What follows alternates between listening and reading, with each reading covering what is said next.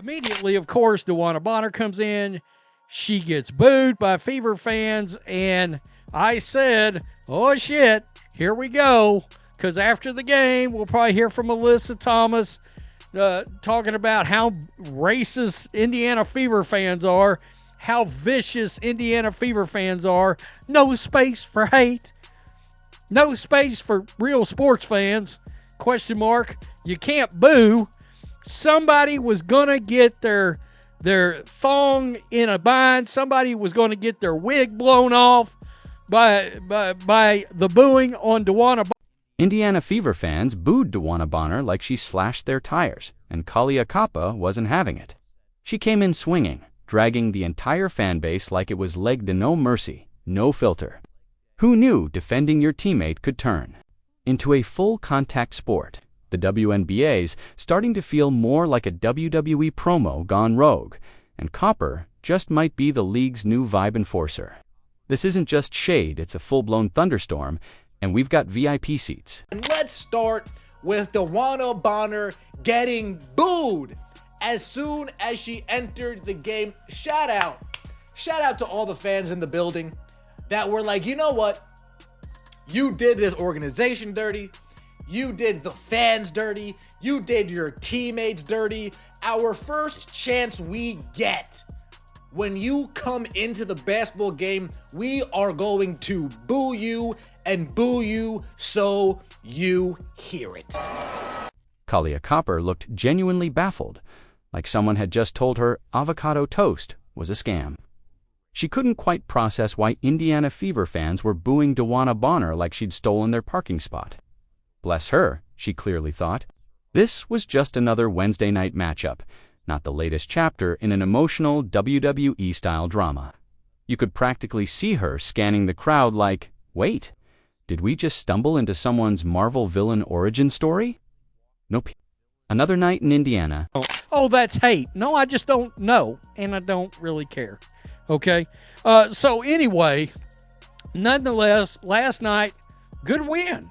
Good win from the Fever. Ari McDonald, Leah Boston. Leah Boston turned into a mad person in the fourth quarter last night. But, of course, let's set the table for these comments from Kahleah Copper because she's the one that went after the fans. She's the one. Blew her wig right off. They were booing so hard, it blew my wig right off. Man, I hadn't seen this kind of fire since Dildo Gate. The way Copper stood up for Bonner, you'd think the fans were jeering Mother Teresa for a travel violation. But here's the thing, Copper wasn't wrong for backing her teammate. She was just hilariously unaware that professional sports don't operate on logic. They run on revenge, pettiness, and the kind of irrational loyalty that makes fans feel personally betrayed by someone they've never even met. I did well. I don't understand, like, she's a legend, and just all the things that she's done for the league, and just the disrespect, I can't get down with it. They booed her. She didn't say a word to the crowd. People talk some trash to her, but we had her back. But it's just very distasteful for what their fan base is doing. As far as when it comes to DB, because it's just like she's just the sweetest soul, and the situation didn't work for. Because this wasn't about DeWanna Bonner, the player. This was about DeWanna Bonner, the traitor, the turncoat, the Benedict Arnold of bounce passes. To Fever fans, she wasn't a seasoned vet, she was the ex who vanished after a summer fling, only to reappear months later looking flawless and completely unbothered. The betrayal didn't show up in the box. Score it was all in the vibes. I told y'all, go back to the video I put up this morning. I told y'all something was coming in the post game.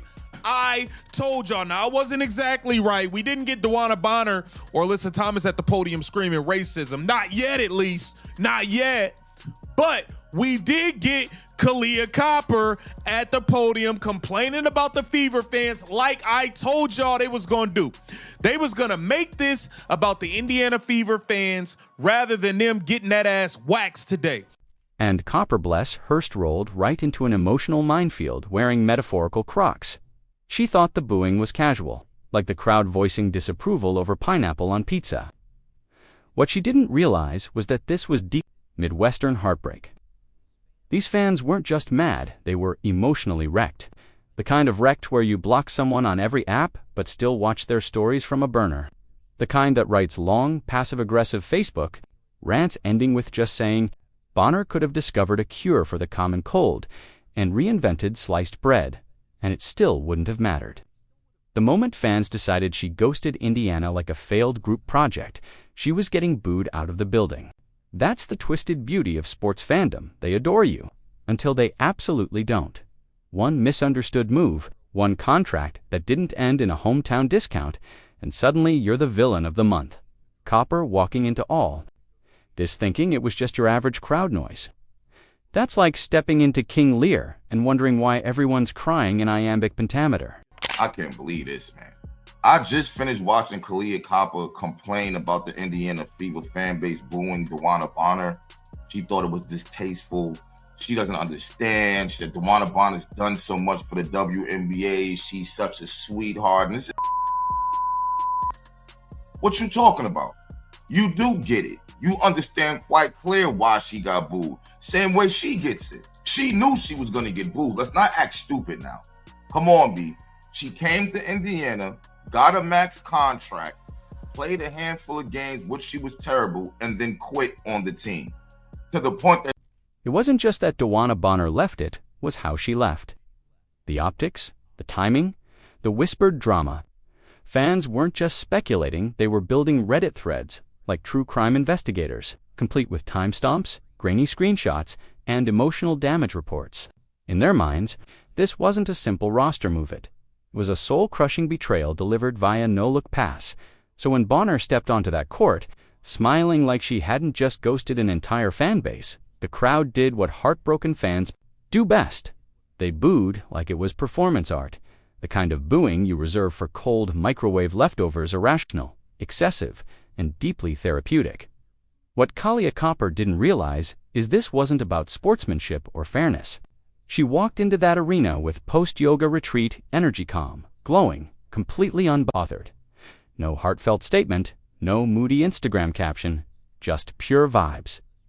And to Indiana fans, that felt like getting dunked on emotionally, a slap in the face wrapped in a step-back jumper. We got Kahleah Copper with an embarrassing statement at the post-game podium after the Indiana Fever defeated them 107-101 in a DeWanna the Scammer Bonner return game in which she had 2 points and stunk it up. This should probably be her last season. She's cooked.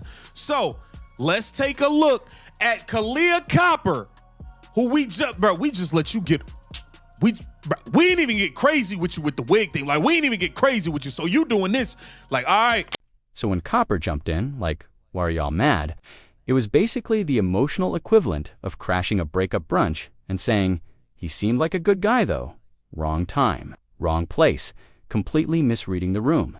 Because what Indiana fans were really thinking was, asterisk, you don't get to break our hearts and just stroll back in like it's business as usual. Not today. Not ever. It's not like fans are incapable of forgiveness.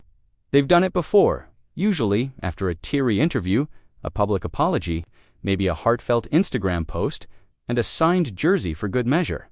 But Bonner didn't blink. No remorse, no explanation, just pure focus dropping buckets and collecting W's like she was on a Girl Scout cookie run. And that hit different. It wasn't just her game, it was the audacity of looking so unbothered, so moved on. While fans were still emotionally marooned in 2023, meanwhile, Copper was courtside, scanning the crowd like, wait, is this about me? But nah, what she'd actually walked into was a live therapy session with a scoreboard. Every rebound, every whistle, every missed call was just another flashback for fans still nursing that heartbreak. They weren't watching a game, were seeking justice. of course she's gonna get booed. Let me tell you something. Was it distasteful when she climbed the rankings for the all-time scorer and this same Indiana Fever fan base gave her a standing ovation? Did you call that distasteful? You don't control fans.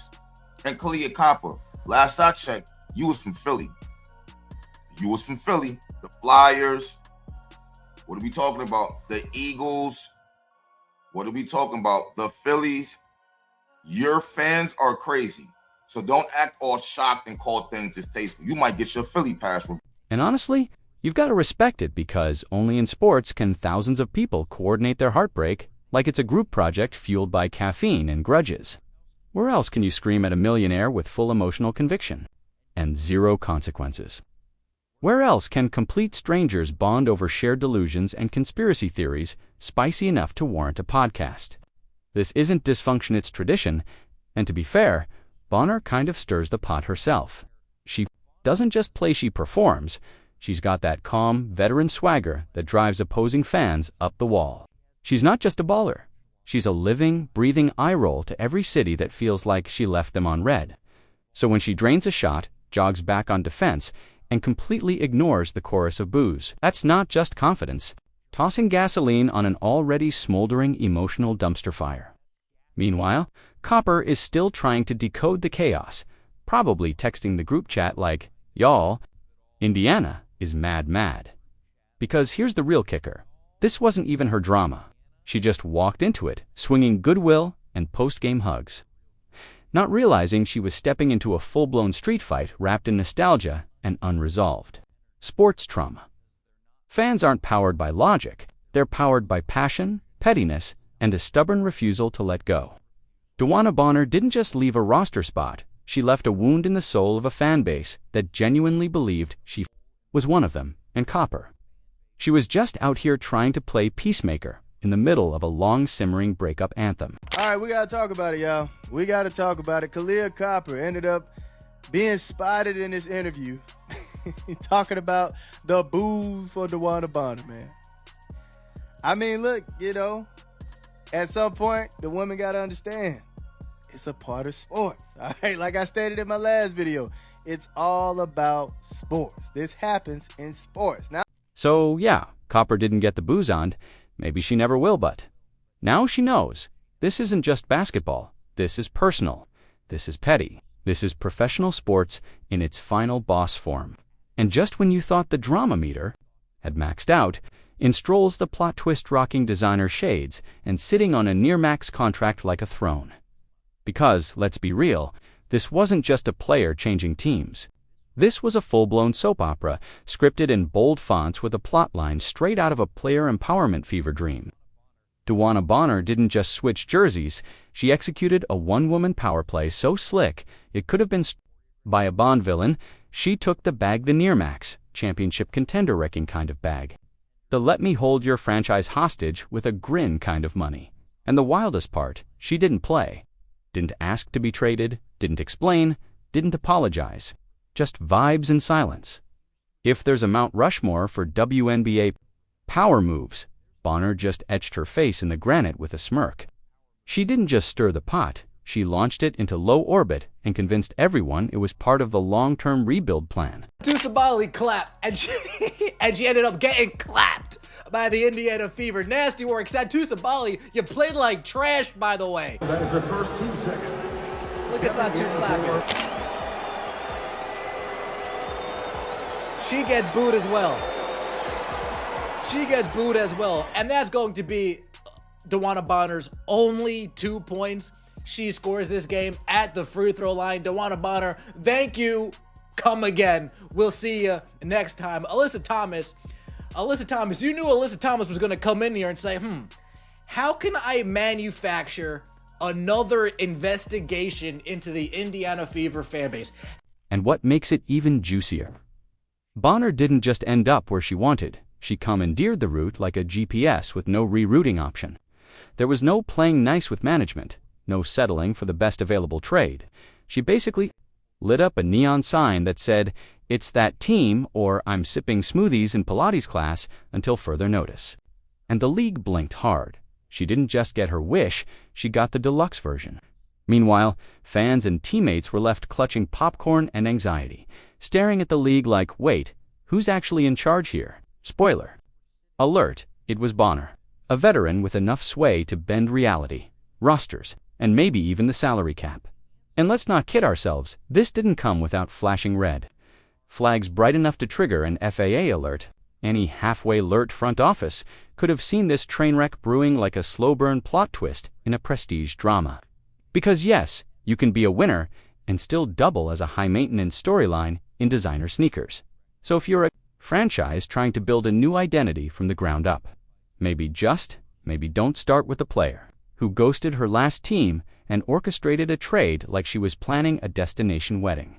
This wasn't a clean exit. It was a scorched earth campaign delivered with the elegance of a silk jumpsuit and a This is exactly why your wig fell off during the game, Kahleah Copper. You're a goofy. Y'all expected the Indiana Fever fans to what? Give her a warm welcome back in the game bridge after sitting here and quitting on the team not even halfway through the season, and you talking about it's distasteful, it's disrespectful the way DeWanna Bonner quit on this team. This is sports. You women's basketball players and women's basketball fans sit up here and act like everything is supposed to be peaches and cream all the time. Stadiums, arenas, everybody boo. And oh, the cherry on top, her spouse Alyssa Thomas, a.k.a. a captain clenched jaw. Let's roll the tape back to just last season, shall we? AT wasn't just critical of the Indiana Fever, she obliterated them relentlessly, publicly, repeatedly. She didn't just talk trash.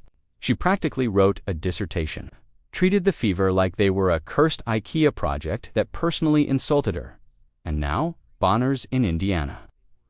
Let's break this down slowly. Bonner refused trades, collected checks without playing, told the league there was only one team she'd show up for, and that team just so happens to be the same franchise her spouse. Trashed like it was a Yelp review for spoiled milk. Thomas didn't just throw the Fever under the bus, she reversed, ran it over again, and drove off without blinking.